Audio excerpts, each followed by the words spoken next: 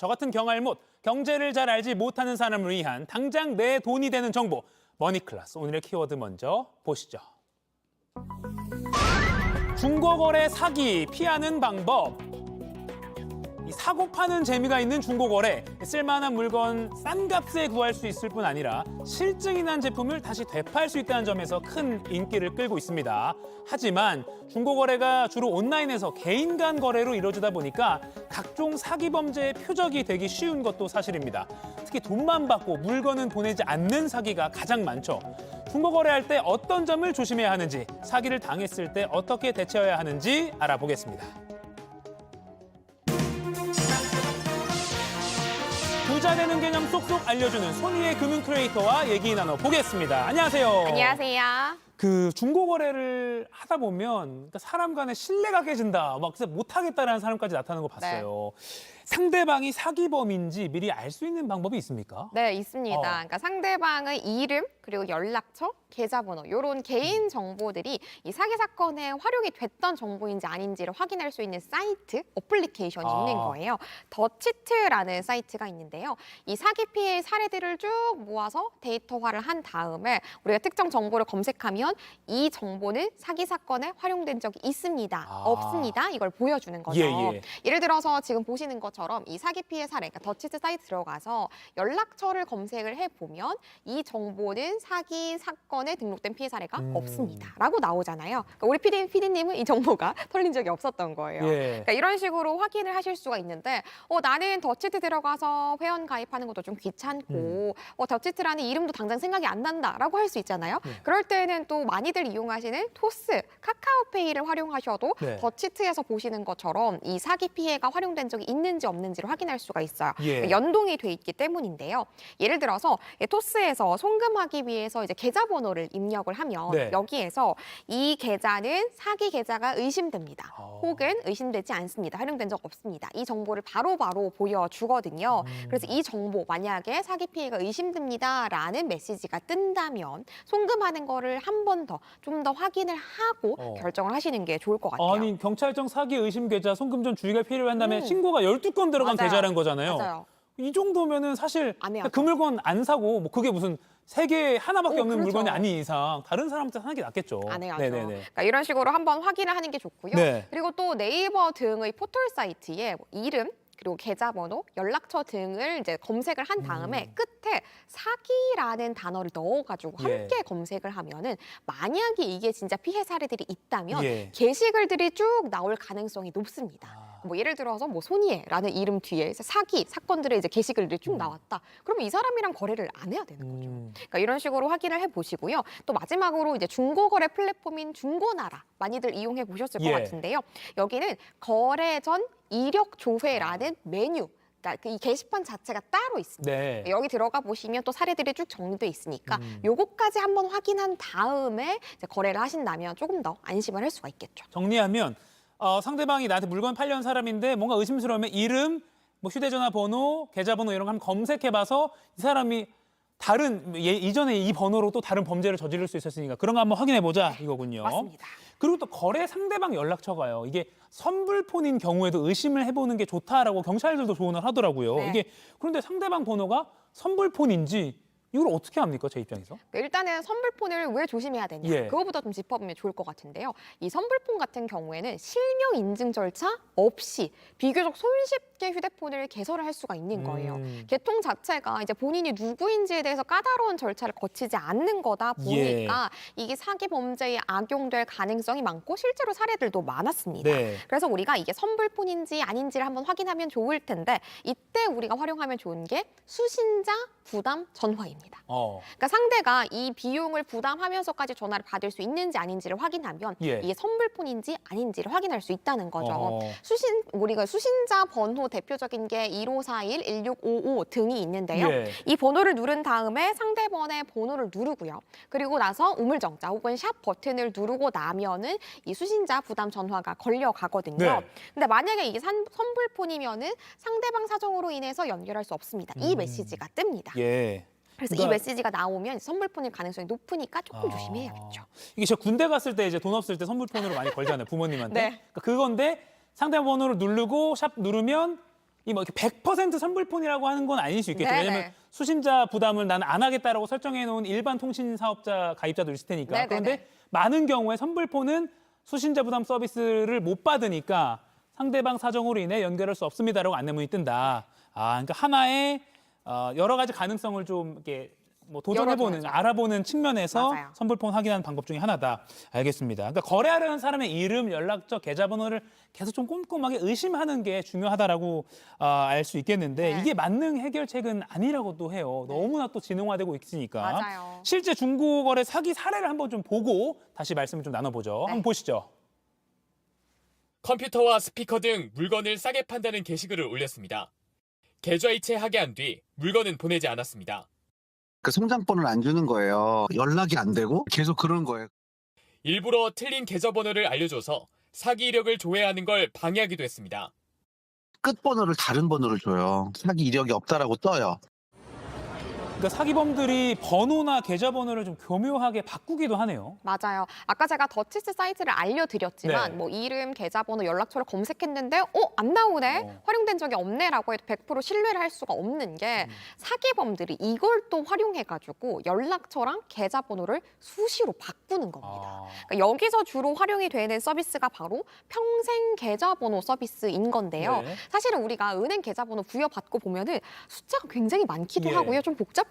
불규칙한 숫자가 나열이니까. 맞아요. 이게 외우기가 힘들잖아요. 그래서 이거를 뭐 본인의 휴대전화 번호라든지 뭐 혹은 본인이 원하는 번호로 바꿀 수 있는 서비스가 바로 평생 계좌번호 서비스예요. 예. 이게 화면에서 보시는 것처럼 휴대폰 계좌번호 서비스 이런 이름으로 활용이 되기도 하고요. 네. 근데 요거를 사기범들이 활용을 하기 때문에 활용이 된 적이 없네? 라고 해서 믿고 거래를 해서는 또 안 된다라는 거죠. 예. 그래서 더욱이 우리는 이 중고거래 앱, 예를 들어서 실명 인증이 필수인 중고거래 앱이나 혹은 간편결제 안전거래를 활용하면 좋은데요. 네. 이 안전거래 같은 경우에는 일단 내가 구매하는 사람이면 이 구매하는 사람이 물건을 먼저 받습니다. 네. 받고 나서 네 좋아요. 저 이 물건 사겠습니다라고 결정을 내리고 나서 이 비용을 이제 금융기관 플랫폼을 거쳐서 판매자에게 가는 거기 때문에 이 사기를 당할 가능성이 조금 더 적어진다. 좀 안심할 수 있다라고 볼 수 있는 거예요. 네. 근데 사기꾼들은 당연하지만 이 안전거래를 당연히 이제 선호하지 않겠죠. 예. 피하고 싶을 거잖아요. 음. 그래서 예를 들어 제가 구매자인 입장에서 안녕하세요 판매자님 혹시 안전거래로 거래할 수 있을까요? 라고 했을 때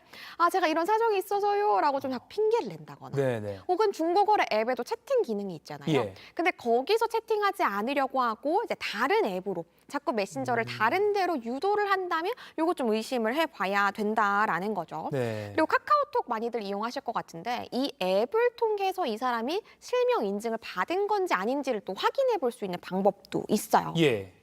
예를 들어서 아이디나 연락처로 카카오톡 친구 추가를 하고 나서 송금하기를 눌러보면 네.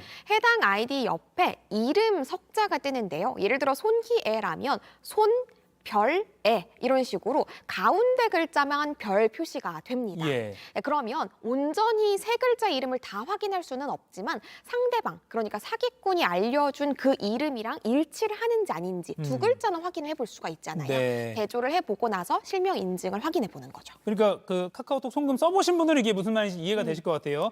제가 소니의 크리에이터한테 돈을 보낼 때 보내시겠습니까? 한 번 더 확인하는 네. 그 팝업창이 뜨는데 그때 보면 맞아요. 손 받는 사람인데 손 별표 에라고 뜨니까 네. 그걸로 확인해 보면 되겠다. 맞아요. 안전거래라는 것도 해봐야 된다. 그런데 안전거래를 이제 안 하려고 네. 죄송한데 제가 뭐 좀 앱이 이상해서 오, 네네. 뭐 카카오톡으로는 다시 연락 좀 부탁드릴게요 하면서 안전거래를 피하려고 하는 사람이 있다면 의심해봐야 된다. 해봐야 되는 거죠. 알겠습니다. 근데 그럼 그 안전거래를 사용하면 정말 100% 안전하다고 보면 됩니까?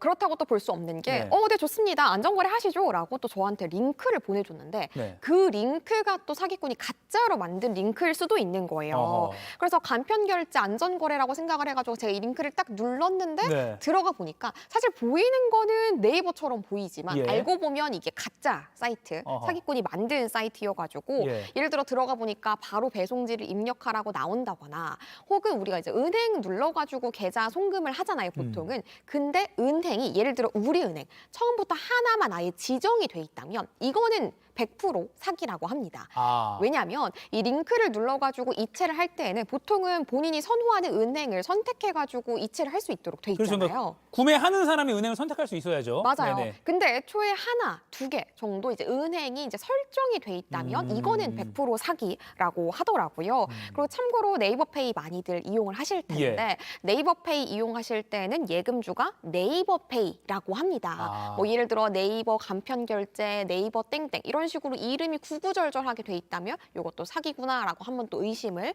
해보시고 또 다른 정보들도 꼼꼼하게 한번 확인하셔야 되는 거죠. 네. 그러니까 제가 물건을 사서 입금해야 될 그 입금 그 계좌 주인이 정말 사기꾼이 아닌지 아니면 진짜 그 네이버 회사인지 이런 것도 잘 확인을 해봐야겠네요. 맞아요. 알겠습니다. 지금까지 그러면 중고거래를 할 때 구매자 입장에서 사기를 안 당하는 방법을 알아봤다면 저도 이제 뭐 집에 필요 없는 걸 팔기도 하잖아요. 네. 판매자 입장에서도 사기를 당할 수 있잖아요. 물건만 보내고 돈을 맞아요. 못 받는 경우가 있을 수 있죠. 이런 거 피하려면 어떡합니까? 사실 이것도 조심해야 되는데요. 예. 그러니까 내가 물건을 사는 입장뿐만 아니라 파는 사람이 되었을 때도 좀 조심해야 됩니다. 네. 정말 황당한 사례들이 많은데 이것도 사례를 한번 보고 오겠습니다. 네. 30대 직장인 A씨는 그동안 모아온 금을 처분하려고 당근마켓에 판매글을 올렸습니다. 며칠 뒤 한 남성이 금 75돈을 다 사겠다며 연락이 옵니다. 계좌번호부터 달라고 하더라고요. 금을 보기도 전에. 계속 계좌번호 재촉을 하는 거예요. 그래서 금을 주기 전에 입금이 들어왔어요. 바로.